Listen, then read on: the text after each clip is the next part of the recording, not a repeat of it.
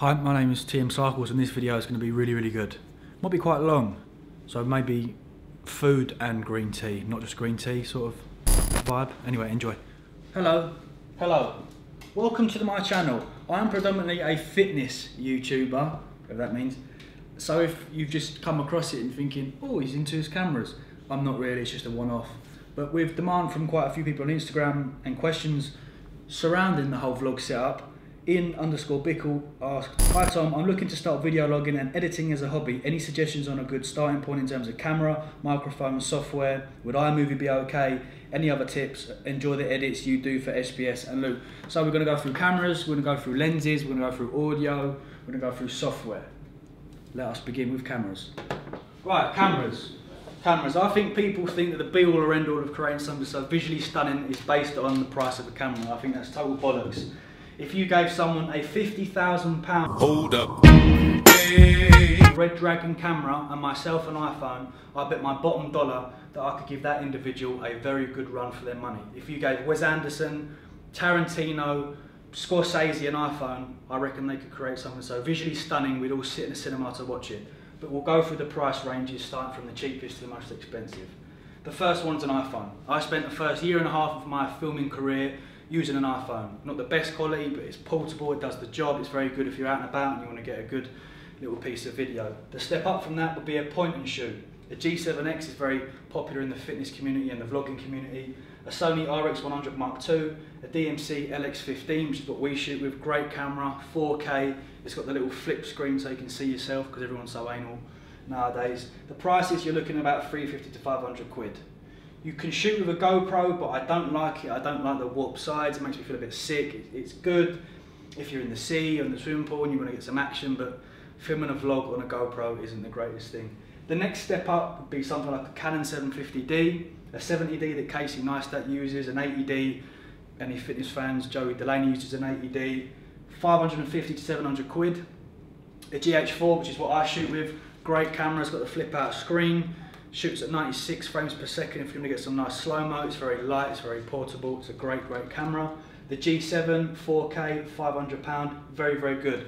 The only downside to these cameras is their APS-C sensors. So what that means is if you've got a big full-frame camera like that at 35mm, these cameras have only got an APS-C, which means it's cropped. So if you buy a stunning lens for 10mm, you're really only getting 16mm because you have to times that crop factor by 1.6. So you spend all this money on a lovely 10mm lens, but it's turned into a 16. That's the only drawback. You can get around that by buying like a Metabones adapter, but then you start thinking, all this money is adding up, should I just go and buy a full frame? Essentially, no. I think that full frame cameras are for people that are very interested in that whole sphere of photography and videography. I think you can create some absolutely beautiful and stunning images on APS-C sensors. But the next step up in terms of price range, if you've got a lot of money floating about, you're looking at your Canon 5D Mark IVs, they're like £3.5 grand. The Sony A7R2s, very good for low lighting, incredible. That's £3 grand. The GH5, which I'm shooting on now, great camera, it's an absolute animal of a camera, the specs are stunning. That's about £1,600. Or if you've got a lot of money and want to have a massive shoulder, by vlogging on a Red Dragon and spend 50 grand, by all means. But this is just the basics of what a camera can do. The next step we'll go on to is lenses. Lenses.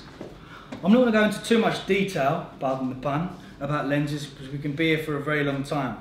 The two most important things that everyone's worried about when it comes down to filming is the blurry background. It's very cinematic and that's all on f-stop and aperture, and whether or not the individual is in the desired focal length. I think the most optimal focal length is anywhere between a 10mm and 18mm. Anything less than 10 is very expensive and the wide angle can make people feel a little bit sick when they're vlogging. Any more than 18mm, for example, they have to get a real stretch on because it looks like you're so zoomed in. Now the blurry background's all on aperture, so if you come across a lens that's got an f-stop of 1.4 or a 2.8, which is what I shoot with, it's great in low light conditions, it has the blurry background, the depth of field. If you find a lens that has got an f-stop of 4, then it's not the greatest in terms of low light and you won't really get that blurry background. So if you're a Canon user, what lenses should you use? The EFS lenses are brilliant, they're robust, They're durable, they're not too expensive. This, for example, is a 10 to 18 millimeter. It's a great lens.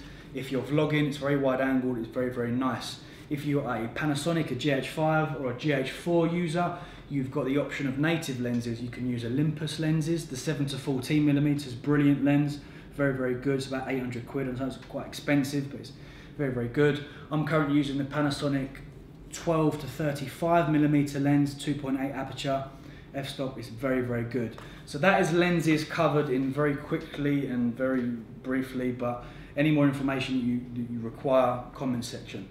Ooh, look, the blurry background I was talking about, how cinematic. Just an additional point on lenses. If you want to go for a prime lens, for example, that's absolutely fine.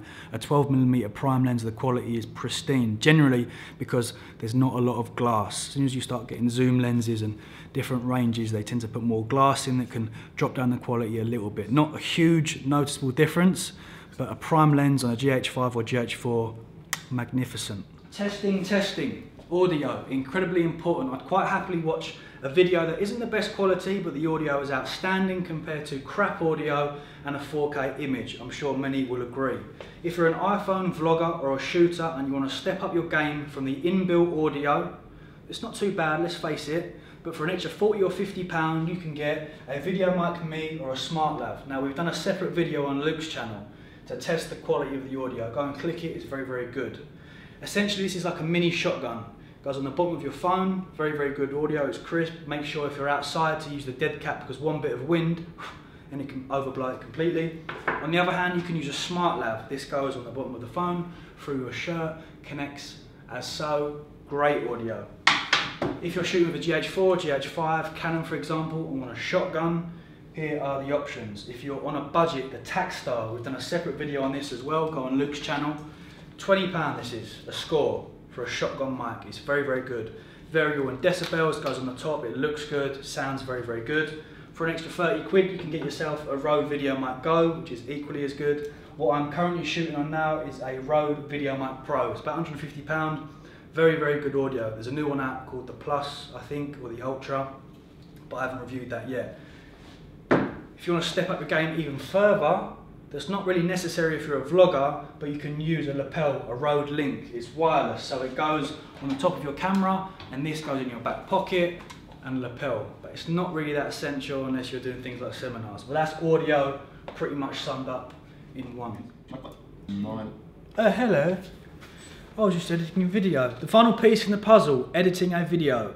It is now time to collate. Oh, is that the right word? Collate? It might not be, I don't know. I just read Russell Brand and sometimes try to regurgitate fancy words and make myself sound intelligent, but sometimes it can backfire.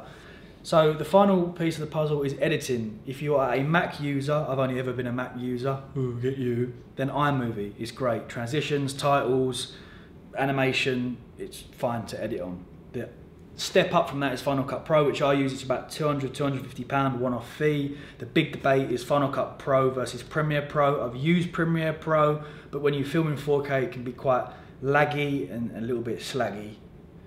And I prefer Final. I'm a Final Cut Pro whore, basically. I prefer editing on that. Apart from that, that's just your basics. I don't really know what Windows people edit with. Who are Windows people? Are they even out there anymore? But generally, iMovie is free, or if you've got a bit more money, then Final Cut Pro. Which one is it? That's about it, ladies and germs. There's probably some things that I missed. If I have, then put them in the comment section. I'm more than likely going to do a second part with tripods, gimbals, and things like that. But apart from that, I hope you enjoyed it. See you later. Love you. Subscribe. Have a good one.